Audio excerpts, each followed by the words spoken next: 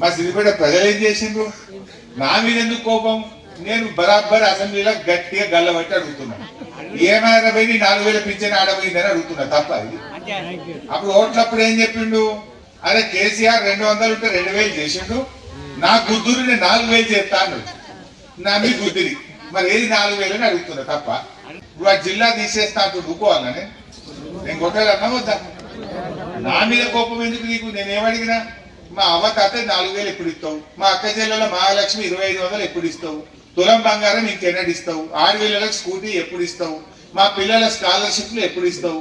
నువ్వు ఆ ఇస్తానన్న 2 లక్షల ఉద్యోగాలు 2 ఏళ్ళు అయిపోయారా నాయన, ఏడాదిలో ఇస్తాను, దాని సంగతి ఏంది? నా పిల్లల నౌకర్లు ఏంది అని గట్టిగా అడుగుతున్నా. ఇక అడుగుడు తప్ప? ఇక అడుగుతున్నా అని నా మీద కేసులు పెడుతుండు, నా ఎంబడబడుతుండు.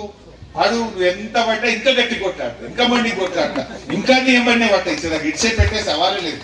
మాకు కావాలి మళ్ళా కేసీఆర్ ముఖ్యమంత్రి కావాలి, మా తెలంగాణ మళ్ళా మంచిగా కావాలి.